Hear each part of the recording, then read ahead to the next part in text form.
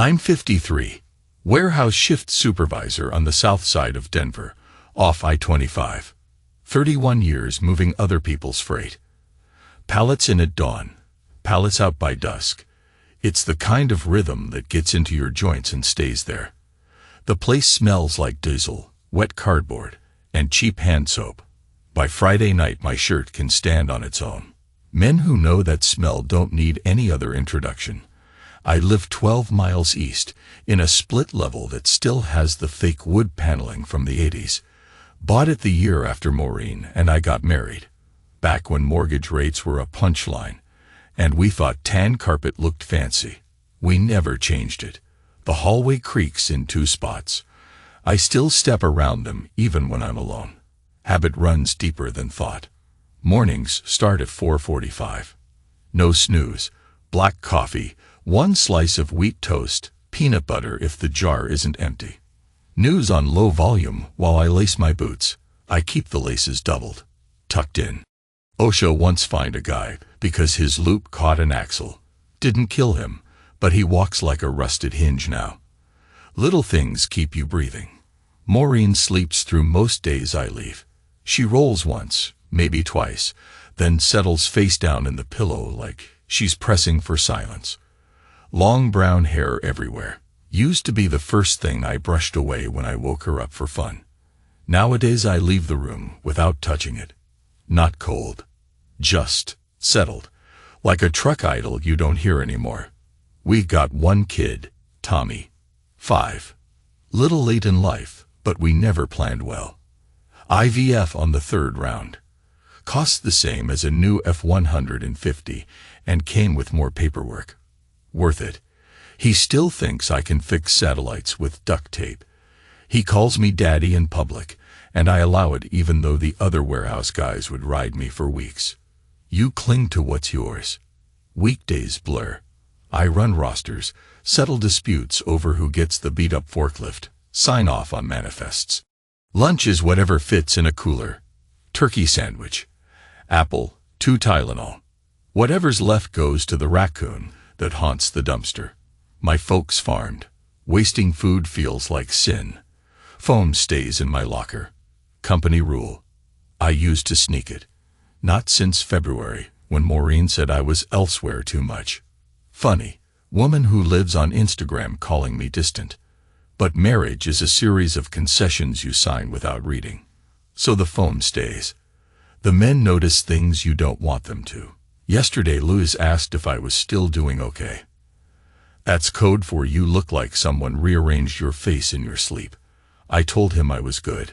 He shrugged, went back to stacking PVC crates.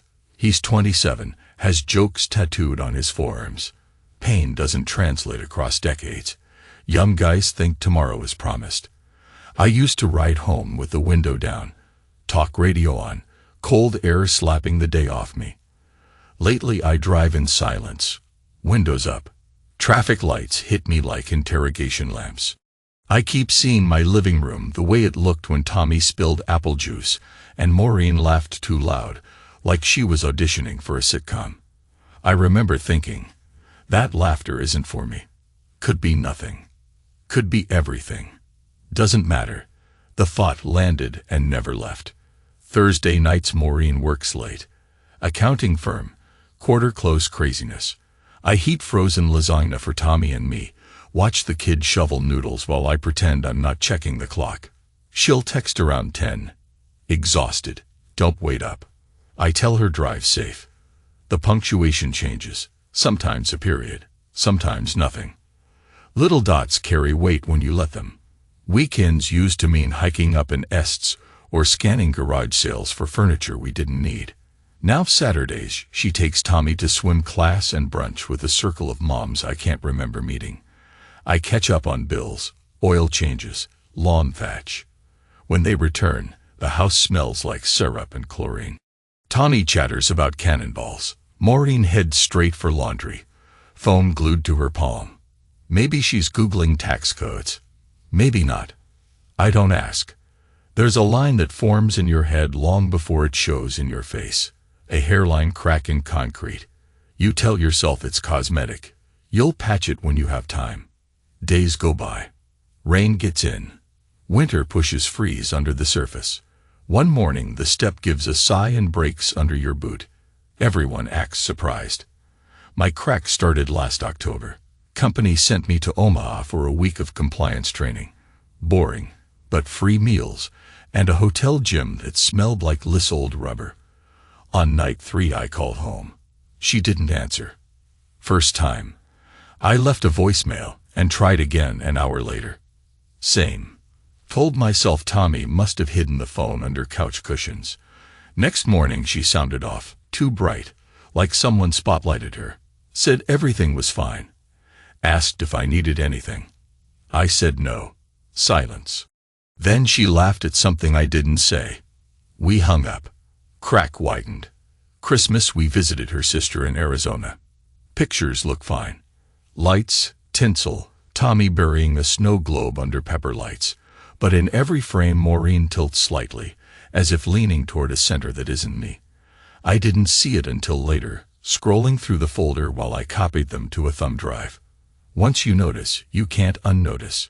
January nights she started falling asleep on the couch with her phone on her chest, screen glowing up at the ceiling in rotation. Notifications slid across like tiny comets. I dim it, tuck a blanket over her, head to bed alone. I still set the alarm for both of us. I keep waiting for the conversation. The one where someone finally says the thing out loud. I rehearse lines on my commute. Nothing dramatic, just clear. Is there someone else? Never gets past my tongue. Not fear. A mechanic understanding that if you open a system while it's running you lose more than you fix. Better to keep the hood closed and listen for squeals. Tommy's school sent a note home last week. Father-son breakfast, April 19. Donuts, orange juice, show and tell. Kid drew me wearing a cape on the flyer. Left it on the kitchen island. Maureen saw it, smiled the kind of smile that uses only lips. Said, he loves his hero. I nodded. Thought, heroes aren't supposed to rust. Sleep change. I wake at 2:17 almost nightly. No dream, just bolt upright. Lungs full like I surfaced from deep water. Only thing moving in the house is the fridge motor and the glow of her phone on the charger. She sets it face down now. People think that hides something. Really it just makes the secret louder. Yesterday, Wednesday, started no different. Toast. Boots. Dawn chill. I kissed the air above her hair. Missed by inches. Might as well be miles. Halfway down the stairs, floorboard squeaked. She shifted but didn't open her eyes. I sat in the truck warming my hands around the travel mug and wondered if that squeak would be the last sound she ever associated with me. At work, Dennis, the plant manager, asked if I could pick up 2 extra Saturday shifts this quarter. Budget cuts. I almost said yes. Extra hours mean less time under the same roof. But Tommy's breakfast. I told Dennis I'd get back to him. He raised an eyebrow the way men do when they suspect you've bumped up against a limit you didn't know you had. Lunch break.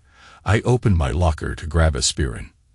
My phone sat on top of the thermos where I'd hidden it beneath the spare gloves.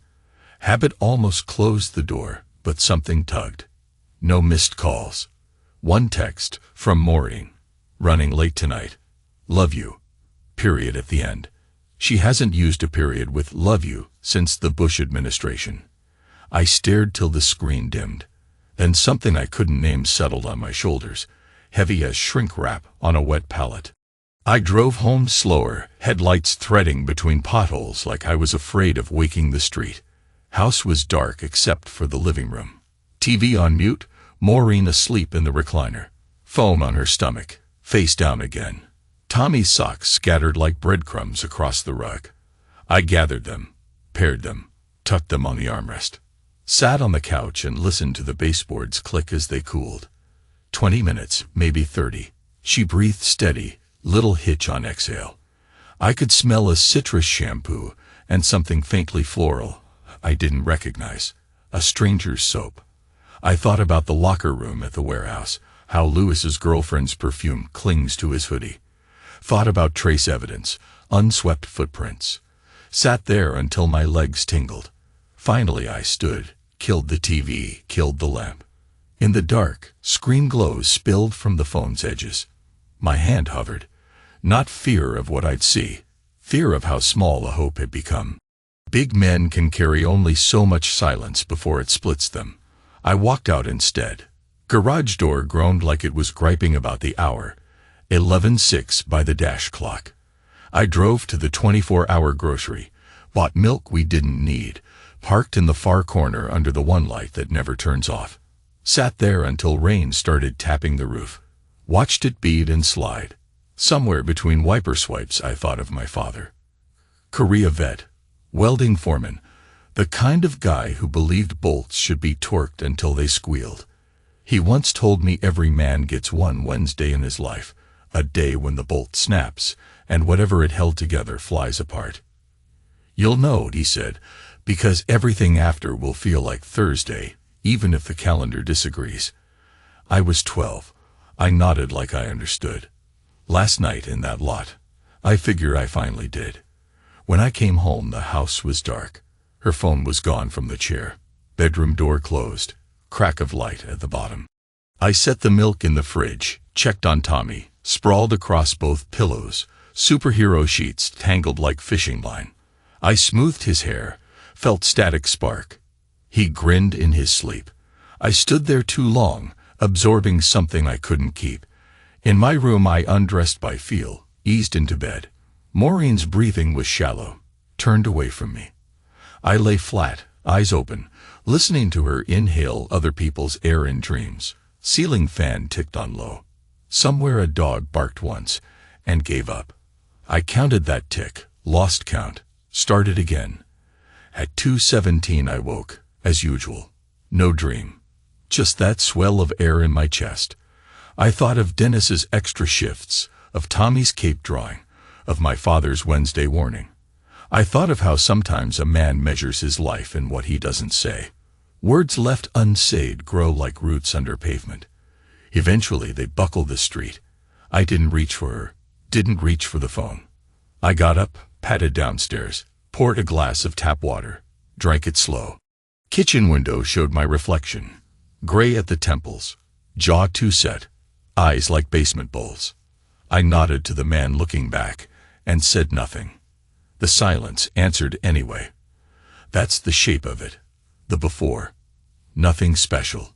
A quiet house, a quiet man, a crack running under the paint where no one looks. You wouldn't notice driving by. You'd see a porch light left on. Maybe guess the owners were cautious.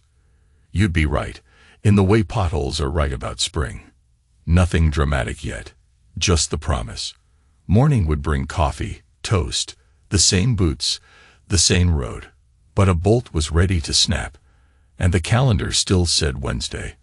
I got up Thursday like every other day, still riding that sleepless wave. Shower, shave, coffee, black, and hot enough to scald. Maureen's side of the bed was empty when I left the bathroom.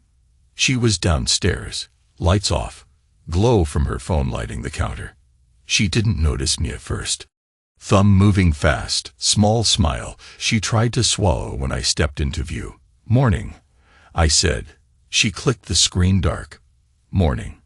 You're up early. It was 4:47. Same as always. I nodded, poured coffee into my travel mug, screwed the lid tight. The silence between us fizzed like a cut power line. I waited for her to fill it, say something about her day, the weather, traffic, anything. She didn't. Just set her phone face down, turned to rummage in the pantry. Crunch of cereal box. Plastic bag crinkle. Her shoulders were stiff, blades pinched together like they were bracing for recoil. I spotted a thin purple mark on her neck, half hidden by hair.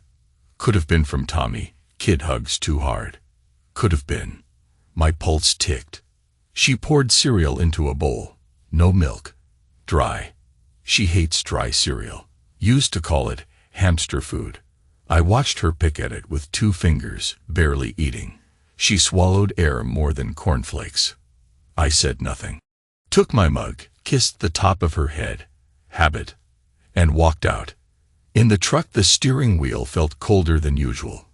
Tires rolled over the same potholes, but the bumps seemed sharper, like the road got repaved with knives overnight. Radio was off.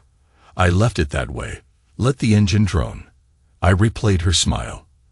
The one she killed the instant she felt my presence. A smile meant for someone else. At the warehouse, Louis caught me by the lockers. "Hey, J-Dog," he said, same nickname he's used for years. "Your missus ever pick up CBD oils?" "What?" I blinked.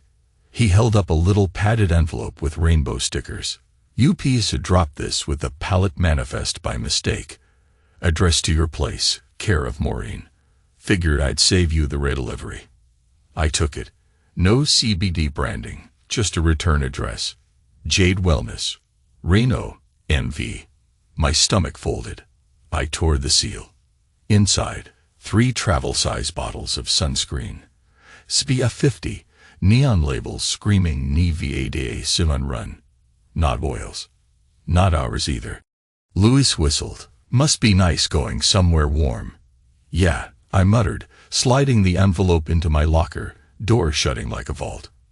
"Thanks." He shrugged, headed for forklifts. I stood there breathing diesel-scented air until the first horn sounded. Someone yelled I was needed on Dock 3. Right. Work. All morning I logged shipments, eyes drifting back to that locker. Reno. We hadn't been there together, ever. Vegas twice, Tahoe once. Reno was a punchline, not a destination. But sunscreen in February. Someone had plans. During break I thumbed my phone, scrolled our shared credit card app. 5 minutes, nothing unusual. Gas, groceries, swim class fees, then one charge I'd never seen. Sierra Skyway Travel, Reno. Posted 3 nights ago, $642.45. My coffee went sour.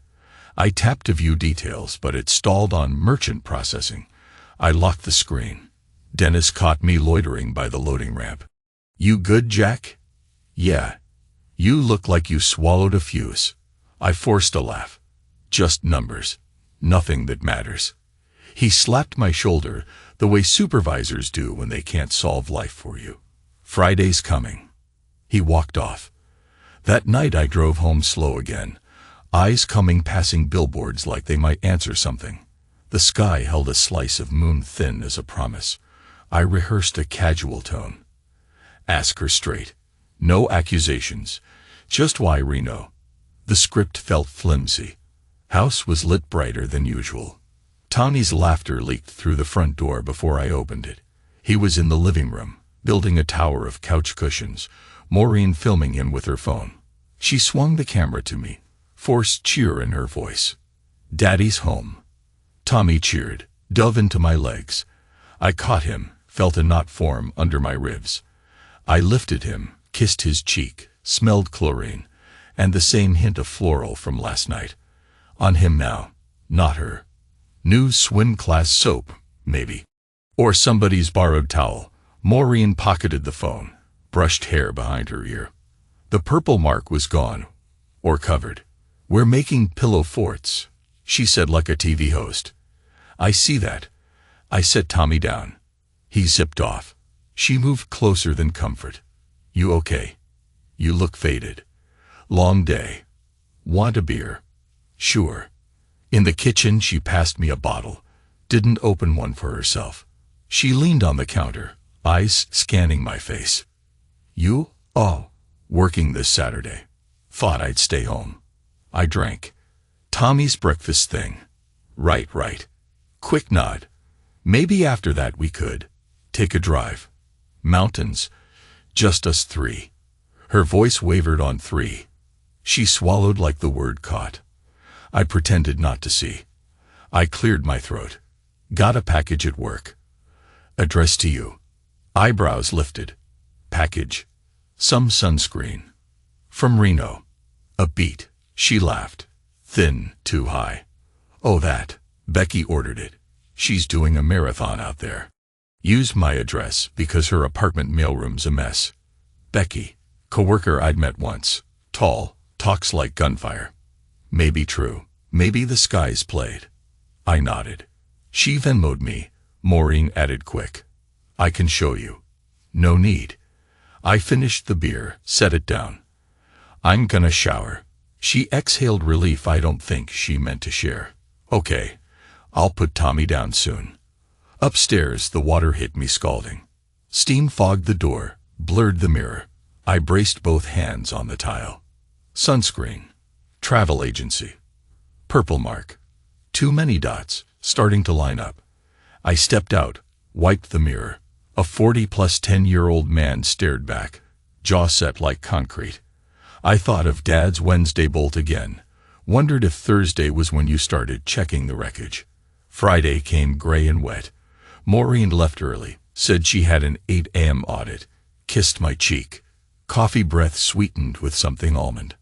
I watched her drive away from the upstairs window. Taillights lost in drizzle. Tommy trotted into the kitchen, pajamas dragging. Mommy said pancakes tomorrow, he mumbled. We'll see, buddy. He yawned, climbed onto a chair, started coloring Marvel heroes at the table. I packed his lunch, set it beside him. My phone buzzed in my pocket. Bank alert. Large purchase approved. Denver International Airport, 6:07 a.m., $852.60. Category: Travel. Airline. The fog in my head condensed into hard rain. She bought a ticket. Somewhere. Not Reno. Flight prices didn't match the Reno charge. 2 trips. Tommy looked up. Daddy? I pocketed the phone, forced a smile. Nothing, champ. Finish Iron Man's helmet. He shrugged and colored. I called in sick. Dennis didn't question. Voicemail picks up most mornings. I drove Tommy to school, kissed his hair longer than usual. He giggled, "You, Dad," and sprinted inside. When the car door shut, something inside me stayed that boy's size, waving from the steps. I sat there until teachers herded kids. Then I pulled out, headed south. Not to the warehouse. Not home. I took the freeway toward the airport. Parking level 3. I walked inside. Coffee kiosks pumping cinnamon smell. Departure boards flipping. I scanned the screens. 8:40 a.m. flight to Reno. Boarding gate C-24. And a 9:05 to LAX, gate B-11. I felt gravity shift. Which one? I typed Maureen's name into the airline app I still had from our Tahoe trip. Reservation found. 9:05, Denver LAX. Return Sunday afternoon. Seat 14C. My throat tightened till my ears rang. I didn't chase her. Just stood there, people flowing around me like water past a rock. Overhead, some announcer mispronounced Albuquerque. A kid dropped a stuffed rabbit, cried, mother soothed. Regular life kept rolling. I turned, walked out, drove home on autopilot. In the house her scent still hovered, pillows dented. I sat at the kitchen table, stared at the wall clock ticking 10:12, 10:13. Sound felt like fingernails. I grabbed a notepad, pencil, wrote one line. LAX, why? Then another. Sunscreen, Reno. I drew arrows, question marks. Nothing added up. 2 trips, 1 woman, 2 names. Phone buzzed again. Lewis. Boss, you okay? Dispatch is losing their mind. Tell them I'll file reports tonight, I said. Voice sounded miles away. Cool. Hey, found another envelope in your locker. Same Reno label. Want me to leave it on your desk? Yeah. Thanks. I hung up, squeezed the bridge of my nose. Another package. Becky Marathon. Sure. And I'm Santa. Noon hit. I ate a slice of cold pizza, tasted cardboard. Laptop called from the living room. I opened our shared photo cloud, scrolled. Latest upload. February 4. Maureen smiling. Cocktail in hand. Neon straw between teeth. Background looked like a lounge. Could be anywhere. GPS data in the corner. LAT 395296N. LON 119. 8138 Reno. Uploaded 2 nights ago. Why show up now? Auto sync maybe. She forgot to disable metadata. I zoomed. She wore the same blouse she claimed was lost at the cleaners. In the frame, just outside focus, an arm draped behind her chair. Male. Hairy knuckles. Ringless. I felt the room tilt.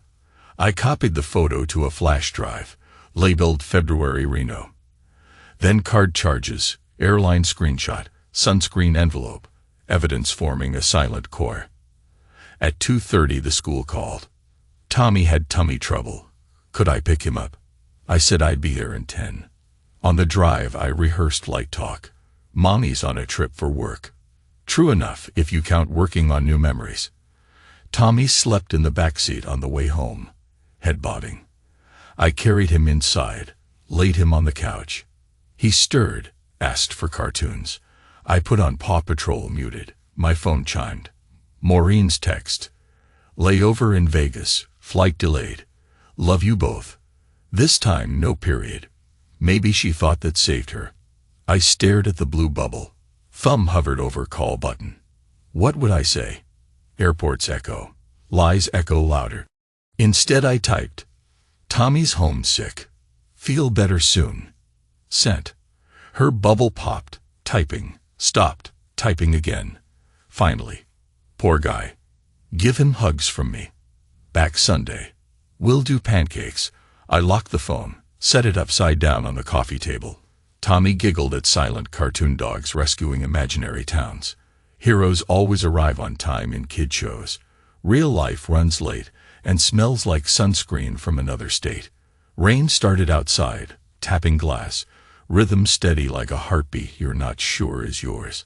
I watched drops race each other, wondered which reached the bottom first, wondered if that mattered. In the reflection I saw me, just a man in a living room holding secrets he never asked for. Tommy coughed, curled deeper under the blanket. I adjusted it, smoothed his hair. His fevered skin glowed. My heart squeezed like someone closing a vice. I whispered, I'm right here, buddy.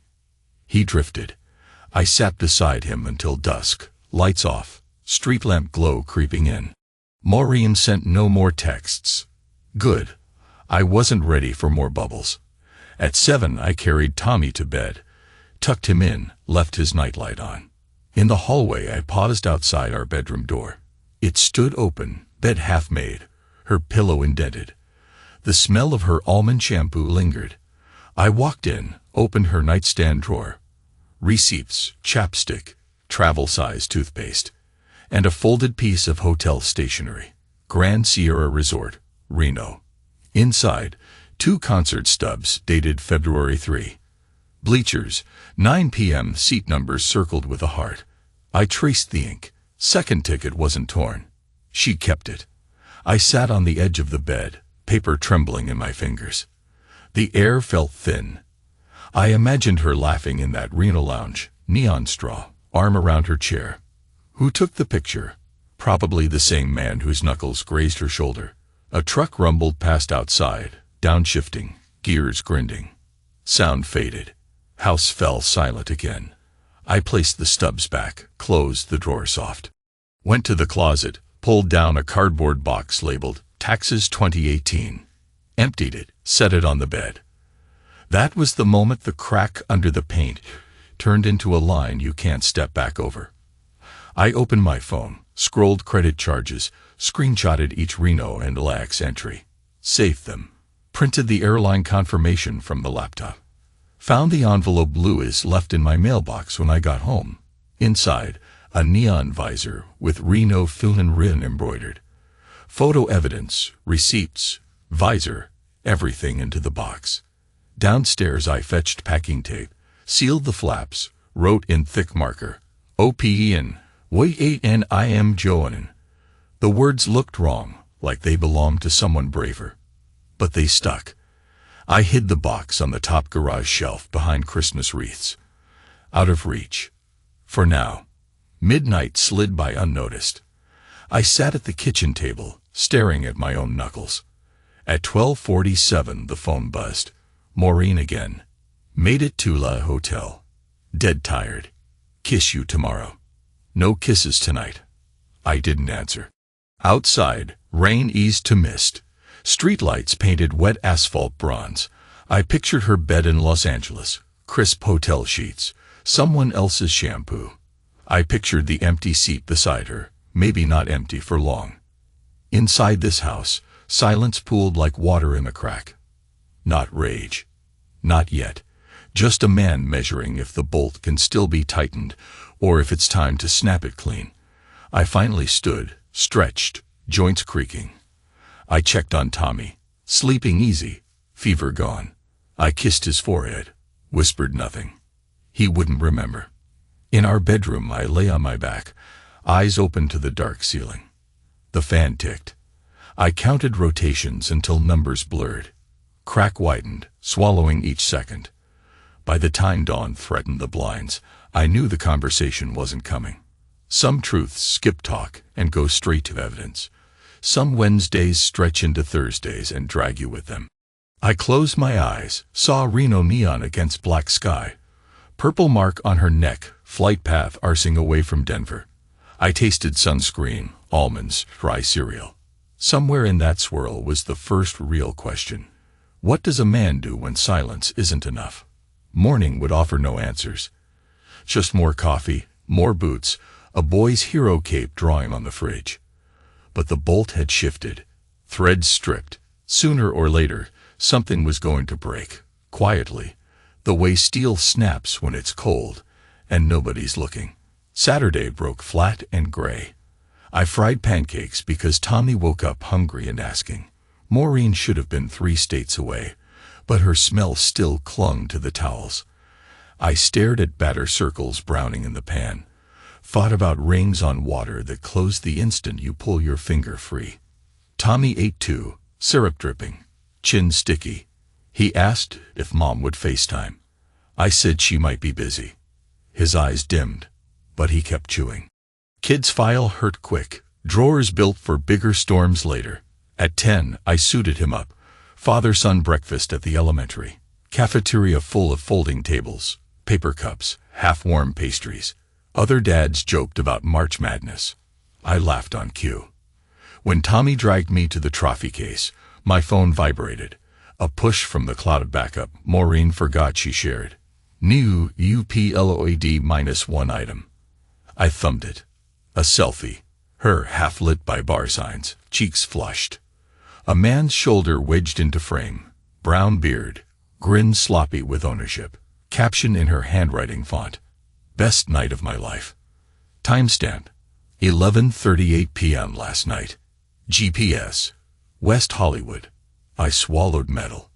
Tommy tugged my sleeve. Looked, Dad, my art. He pointed at construction paper rockets behind glass. I crouched, praised every glued star, forced voice level. Inside, something peeled. We stopped at Walgreens on the ride home. I bought kids acetaminophen. And quiet as stealing, a paternity test kit from the locked cabinet. Clerk rang it up blank-faced, maybe thought I was paranoid or desperate. Both landed. Tommy napped on the couch. Cartoons low. I swabbed his cheek gentle, sealed the envelope, labeled it with numbers. The kit said 6-day turnaround if you paid rush. I paid. Maureen texted near dusk. Boarding soon. Can't wait to see you too. No photo this time. I typed drive safe. Deleted it. Sent just a thumbs up. I hated the cartoon skin tone. She walked in Sunday evening, smelling like hotel lotion and stale gin. Hugged Tommy, less than usual. Hugged me, arms loose, eyes darting. Red eye takes it out of you, she said. I nodded. We ate takeout Thai she brought. I chewed chili heat that tasted nothing. She talked about conference rooms, PowerPoints, industry jargon. Her story had gaps big enough for a truck. But Tommy laughed at the silly words, so I let it roll. When he was down, she showered. I gathered laundry. Her suitcase sat open on the bed. A single men's t-shirt, gray, size large, folded inside. Logo, Lucky's Pool Hall, Reno, not Los Angeles. Reno. Wrong souvenir for the wrong trip.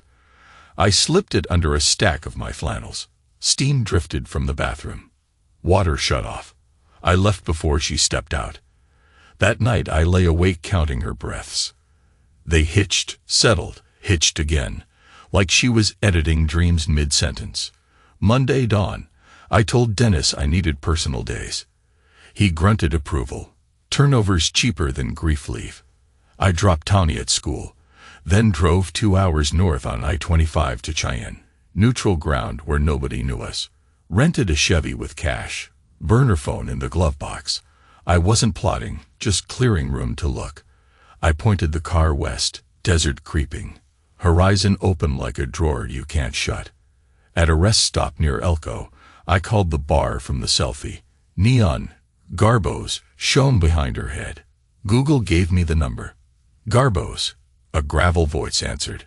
Do you have a bartender named? I paused, zoomed the photo, caught the name tag glare. Clint? Night shift Clint. Sure do. Is he working tonight?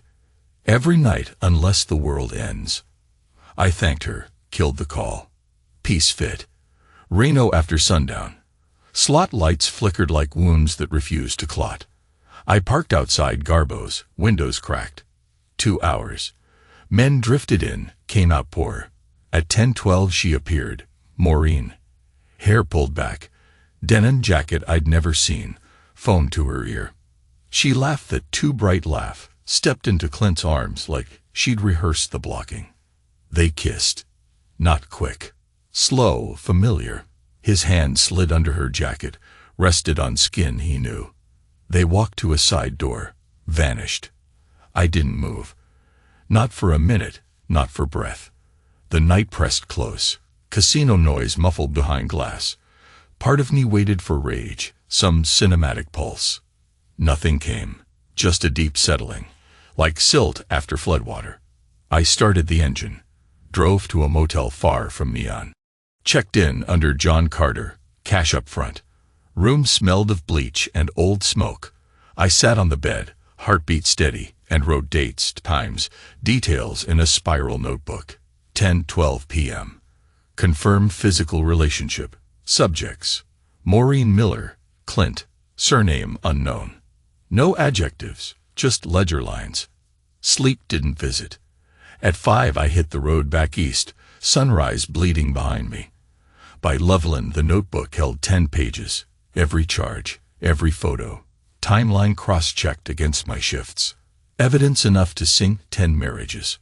I got home before school let out. Maureen's car in the drive. Inside, she hummed in the kitchen, stirring chili. She smiled like Sunday 20 years ago. I missed your face, she said. I pictured Clint's hand on her spine. I said, smells good. Over dinner, Tommy told knock-knock jokes. She laughed on cue. I couldn't tell whose script she read. After dishes, she reached for me. You okay? Feels like we're miles apart lately. I looked at the hand that wore my ring. It weighed nothing now. Long days, I said. Tomorrow's lighter. She kissed my cheek. I let her. The test arrived Friday in a plain envelope. Lab logo. Results in black ink. Probability of paternity. 0%. 0. I read it once, twice, felt a click I'd waited for. The bolt sliding free. No anger. Anger needs hope. I had data. That night I started the copier at the office. Nobody stays late on fiscal close eve. Ran every page twice. Photo, charges, lab report, notebook scan. Stapled sets. One for the box, one for me. I slid my copy into a plastic sleeve, tucked it in the rental logbook nobody checks. Home at midnight. I added the lab report to the garage box, taped it again, thicker. Open. When IMGONE looked heavier. In bed Maureen shifted. Woke. You smell like toner, she murmured. Printer jam, I said. She snuggled my shoulder. I counted her breaths until dawn. Saturday after breakfast I told her I'd take Tommy to the park. She beamed thanks, disappeared into her phone. At the playground I pushed the kid on the swing, higher each time. His laughter rang pure, unbruised by bloodlines. I wondered if that mattered. His joy felt as mine as ever. I filmed 30 seconds of him flying, sun in his hair, kept it for later. Back home, I fixed the leaky sink. Mowed, burned through motions. Evening fell. Maureen announced spa night with Becky. Girl time. Kissed Tawny, kissed me lighter. Drove off. I waited 15 minutes, then followed. Not to the spa. Straight to a motel off the interstate where her car already sat. Clint's truck beside it.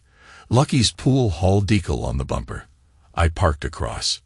Moon high, air sharp with sage. Curtains in room 214 glowed TV blue. Two silhouettes merged, parted, merged again. I raised my phone, recorded 30 silent seconds, zoomed on the Lucky's decal for context. Evidence. Nothing more. I drove Tawny to my sister's overnight. Said Maureen had migraines, house too loud. Sis didn't question. Free nephew time. Back home, I opened the closet safe. Wedding keepsakes, passports. I added a USB drive with every file, dropped the motel video onto it. Slammed the safe, combination spinning final. Maureen slipped in at 1:30 a.m., feet soft. I pretended sleep. She showered, slid under covers damp-haired, whispered, "Love you." Her heartbeat thudded quick against my arm. Mine stayed even. Sunday morning church, her idea. She wore pastel, sang hymns sweet. I mouthed words. Pastor preached betrayal of Judas. Irony thick, but no lightning hit. At noon she served leftover chili, chatted about refinancing. I watched the ceiling fan, thought about exit speeds and impact crumple zones, because the next step wasn't fury, it was architecture. After Tommy's bedtime, I carried the garage box to the trunk, covered it with an old tarp. Packed a duffel, work jacket, flashlight, blank plates, 2 quarts of lighter fluid. Each item felt like adding bricks to someone else's wall. I printed one more photo, her kissing Clint outside Garbo's. On the back, I wrote in marker, "Tell him the date means nothing now." Slipped it into her purse while she brushed Tommy's teeth. She never noticed. Midnight. I stood in the hallway, watched the 2 rooms. My son's door cracked, gentle breathing. Our bedroom doorway yawning dark. I held both in a single gaze until tears tried. I let one fall, wiped it with the thumb that used to stroke her cheek. Sleep passed me by. At 4 I brewed coffee, sat at the kitchen table, feet cold on tile. Dawn would bring Monday, but calendars are liars once the bolt snaps. First light spilled. Maureen padded in, robe cinched. "You're up early." Same line from months ago, ages back. I nodded, thinking. She poured herself coffee, leaned against the counter. "We should take a trip, just us." Smile thin but hopeful. "Maybe Reno. Flights are cheap." My chest hollowed. I asked, calm, "Why Reno?" She blinked. Blinked again. Cup trembled. "Becky." I raised a hand. "Save it." Her lips parted, no sound. Silence filled. Refrigerator hummed. Clock ticked. Outside garbage truck clanged. I stood, rinsed my mug, set it down. "I'll be late tonight," I said. "Work." I met her eyes. "Something like that." She swallowed. "Okay." I picked up my keys, left, behind me. House shut like a lid. I dropped Tommy at school, lingered at the curb watching him join lines of backpacks. He looked back once, waved, grinned. I waved slow, stored the frame. Then I drove south toward Castlewood Canyon. Quiet roads, sheer cliffs.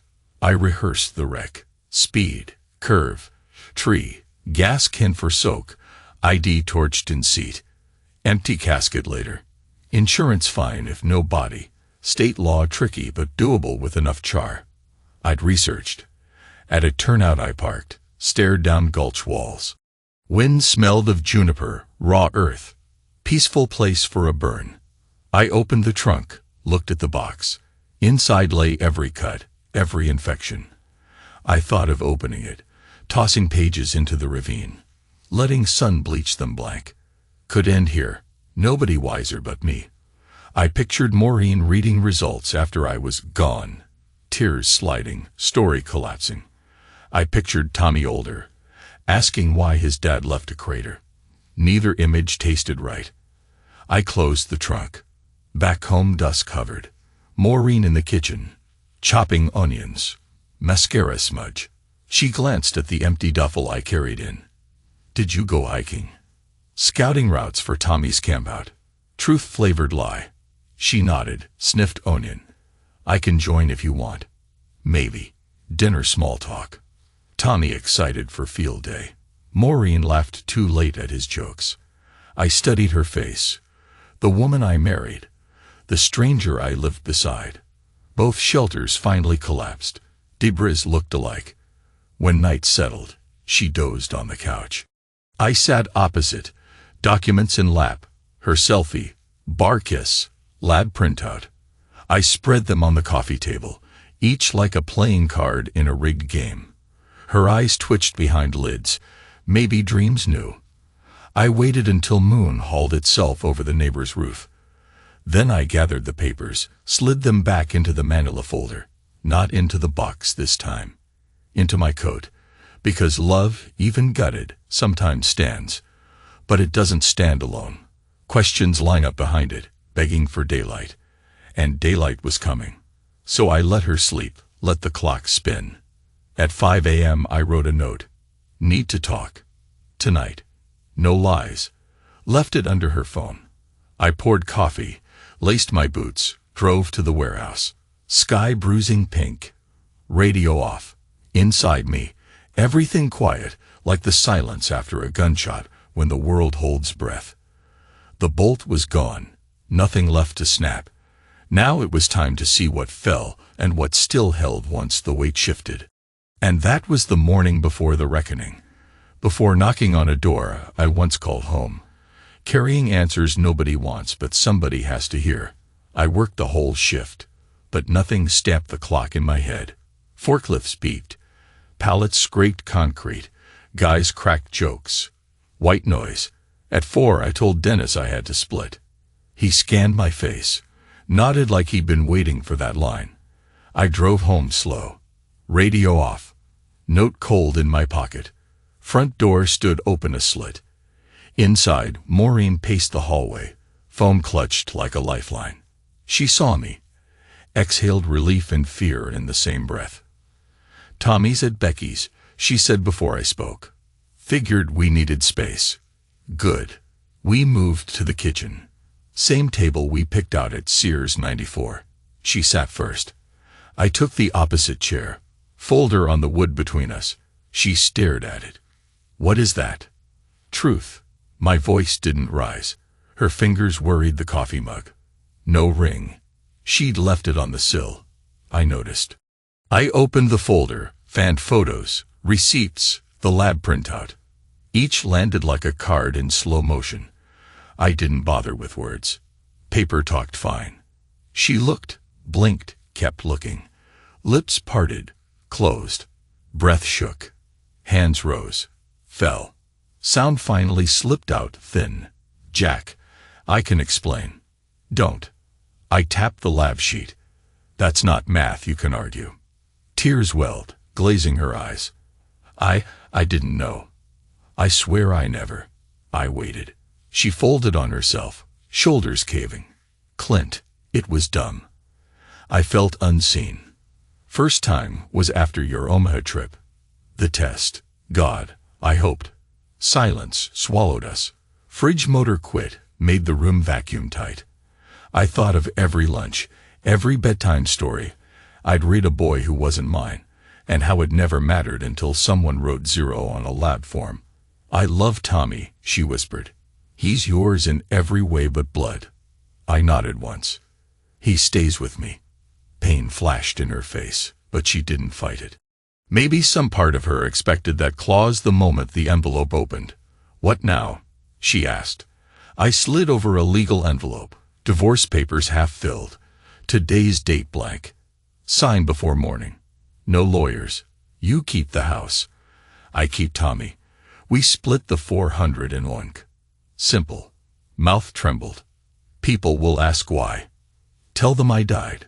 My own words surprised me with their calm. Her brows knitted. What?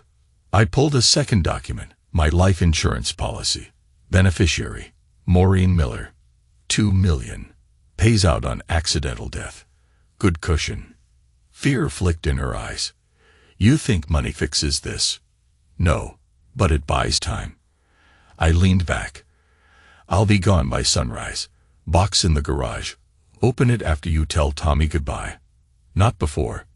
Tears tracked down her cheeks. She whispered, Jack, don't disappear. Punish me, hate me, but don't erase yourself. I let the words hang. Then I stood, gathered the folder, slipped it inside my coat. Signed the papers. Leave them on the counter. She reached out. I stepped away. Touch would break something fragile that still kept me upright. I walked upstairs, packed clothes, documents, a burner. Came down. She hadn't moved. Pen trembled in her grip as she bent to sign. Outside, dusk settled slate blue. I loaded the duffel, drove to the storage unit off county line. Inside waited the wreck kit I'd built over weeks. Second-hand Honda Civic, VN scrubbed, title lost. Trunk packed with char cloth, gas can, fake ID with my face, and a different name. Copy of my driver's license left in the glove box for dental match. I changed plates, rolled the car out. Night air smelled of snowmelt and diesel. Highway 83 South, 2-lane ribbon, guardrail scarce. Mile marker 214 curved hard around sandstone. I'd scouted it. Slope steep, trees dense, no casual hikers. I eased up to 70, hands steady. Headlights carved the dark. At the bend, I yanked the wheel, jumped the rail. Car soared 5 feet, nose down, slammed brush. Felt like dropping an elevator. I bailed half-second before impact. Shoulder rolled into weeds, sucked dirt and pine. The Civic crunched against a Ponderosa, hood folding. Gasoline glugged. I limped back, popped trunk, splashed lighter fluid, tossed a road flare. Orange bloom whooshed, heat slapped my face. I backed into shadow, watched flames chew seats, finger paint the sky. Tires burst, metal shrieked. When the show dipped low, I hurled my wallet into the coals. License, credit cards, wedding photo the last to curl. Sirens distant, someone saw the glow. I slipped through trees to the service road where my real truck waited. Pain flared in my shoulder where I hit ground, but bones felt intact. I drove east, lights off first mile, then on, calm as a commuter. At 3 a.m. I parked on a hill outside town where cell signal was weak, watched smoke smear the horizon. News alert pinged. Single vehicle fire near monument, driver presumed dead. That was fast. I texted Maureen from the burner. It's done. Take care of him. Deleted thread, snapped SIM, tossed it into brush. Sun edged up. Time to vanish. 2 weeks ghosted by in motels and back roads. I followed the reports. Dental records inconclusive. Body unrecoverable, but wallet ID satisfied the file. Death certificate pending. Insurance would pay once coroner signed off. Clean. I kept one routine. Nightly video calls with Tommy. Block number, voice disguised by bad signal. Telling stories of a mountain ranger friend who knew his dad. Hope flickered in the kid's eyes each time. I saved recordings. Plan unclear. Maureen's socials went dark except one post. My photo, our wedding song lyric as caption. Comments overflowed with prayers. She played the widow well. Maybe real tears this time. I should have felt finished. But love doesn't stay dead just because you stab it. Sometimes it crawls out, wants witnesses. Tonight makes 48 days since the fire. Insurance check cleared last Monday. She moved funds, bought a new SUV, listed our house. Ready to turn the page. I park 4 houses down from the rental she picked. Suburban cul-de-sac in Aurora. Lights glow warm. Tommy's bedroom window sports glow-in-the-dark stars I never stuck. I walk the sidewalk. Night air carries newly cut grass and sprinkler mist. Porch light halos her door. Knuckles meet wood.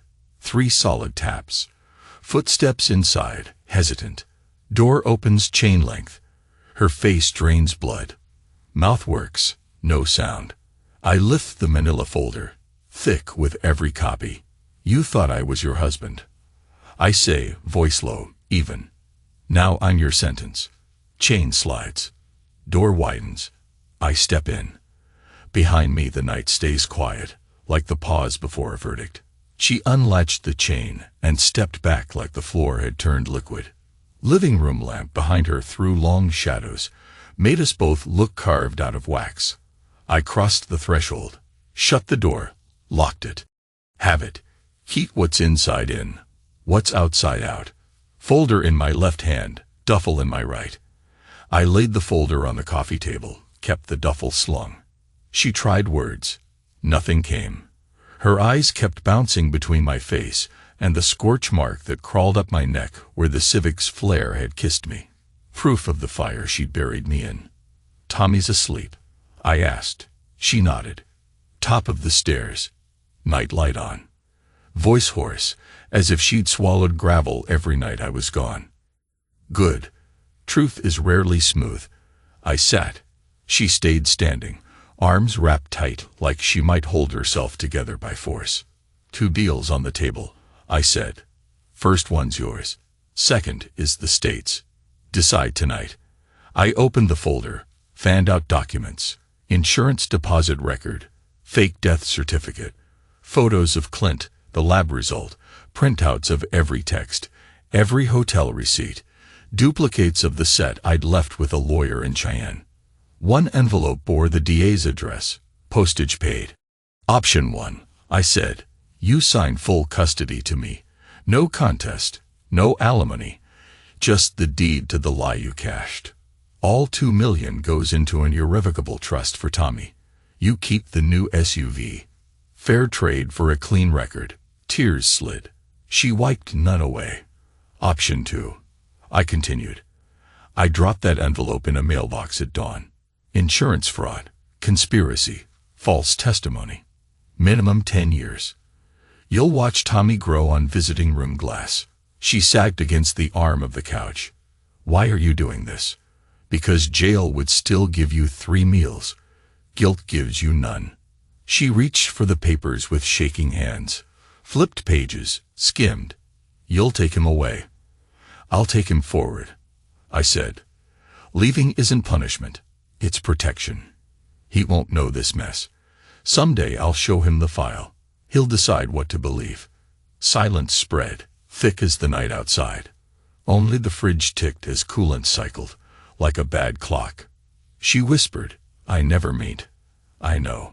Most crimes start with never meant. Minute you took that check, intent stopped mattering. She crumpled, knees buckling. I didn't move to catch her. She knelt on the rug, sobbing soundless. I let it run. Grief needs its own legs. When she could speak, she asked, What happens to you? New name, new place. Alaska maybe. Somewhere wide. And us. There is no us. Just the boy. I took a pen from my coat, set it on the custody papers. She stared, then signed each line. I notarized with the stamp I'd prepaid a traveling notary for. Plan counted on her signature, not forgiveness. I slid the envelope addressed to the DA into the duffel. Wouldn't need it now, but leverage ages well. Pack a bag for Tommy, I said. Only what he loves. Not heavy. She moved upstairs, footsteps soft, deliberate, like walking on bone china. I followed halfway, leaned on the banister, listened to drawers open, close, small clothes folded. She paused once, probably staring at the empty spot where my boots used to rest. Then back to work. She carried the backpack down, Spider-Man decal bright in lamplight. Set it by the door, zipped. Wake him, I said. Now. Now. She climbed again, slower. Minutes passed. Whispering, creak of bed springs, pad of feet. Tommy appeared in pajama pants, hair full of sleep. When he saw me, the drowse vanished. He sprinted, slammed into my ribs. Daddy. Arms locked around my neck. Weight of a 5-year-old heavier than the whole past year. I knelt, hugged tight, eyes closing. When I opened them, Maureen stood behind him. Tears like pearls. No mascara left. "It's okay, buddy." I said into his hair. "We're going on an adventure. Mommy too." I shook my head gentle. "Mommy has to guard the fort. We'll see her later." Left the timeline vague. Truth for another season. He looked back at her. She mustered a smile, bent, kissed his forehead. "Listen to Daddy. He knows the way." Tommy nodded. Trust absolute. I rose, backpack over one shoulder, duffel over the other. Reached into my pocket, pulled my wedding ring, slid it onto the coffee table next to hers. 2 circles, side by side, still touching but closed. Maureen's breath hitched.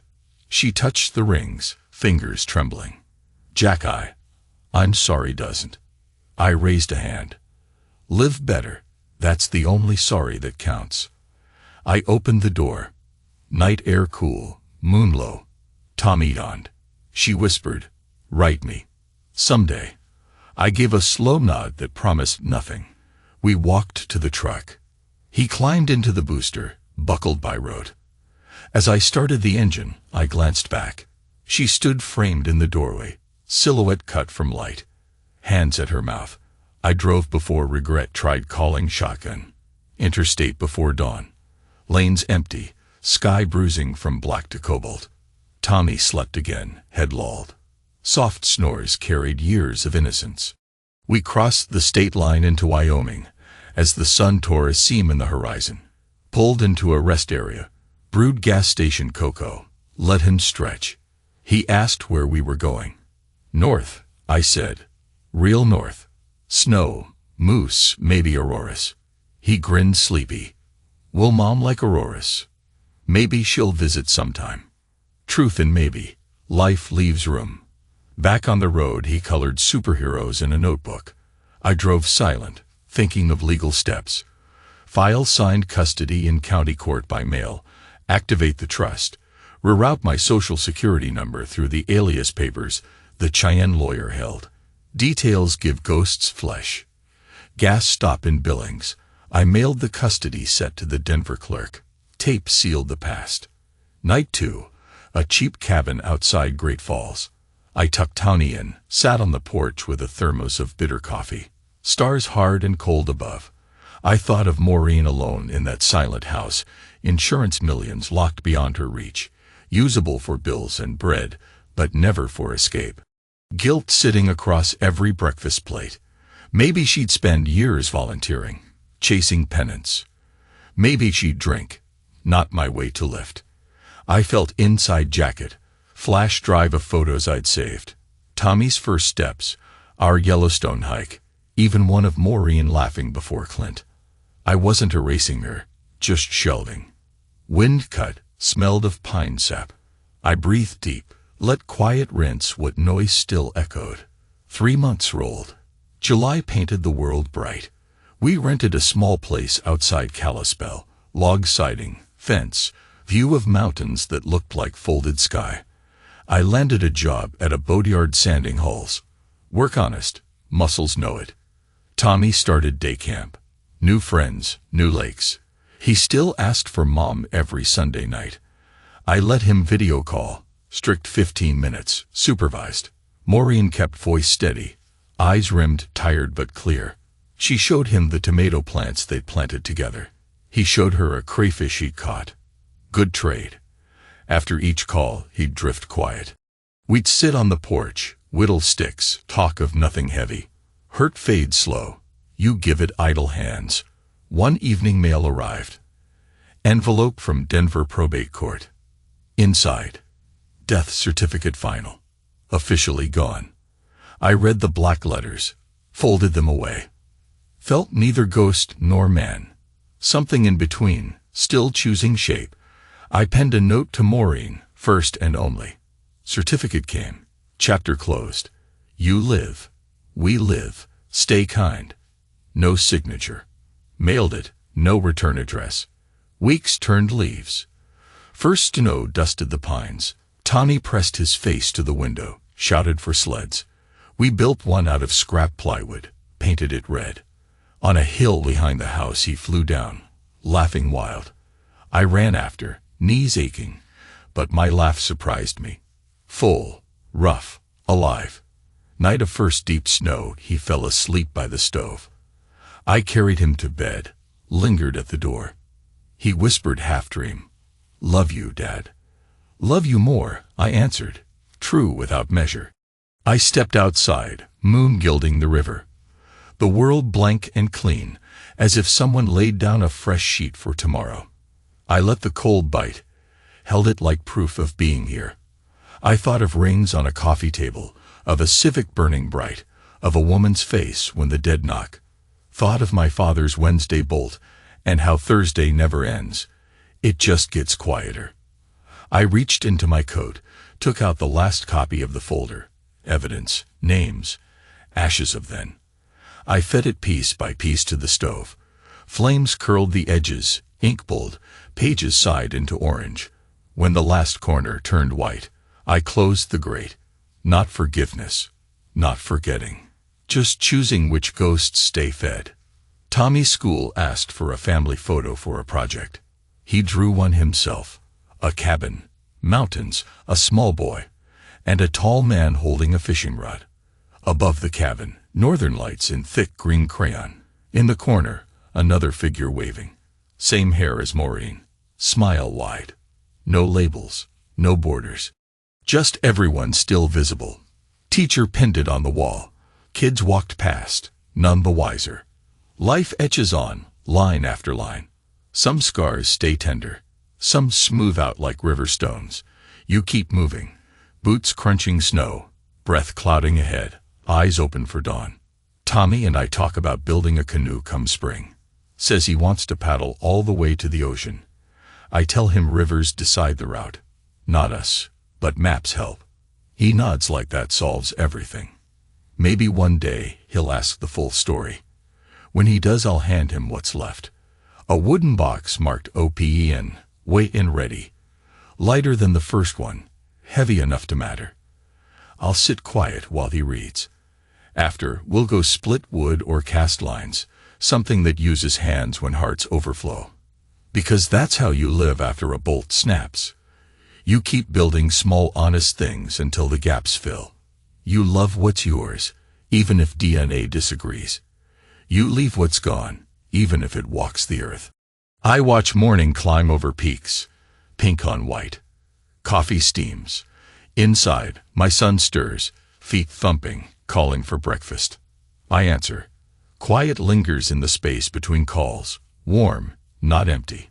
It sounds a lot like peace.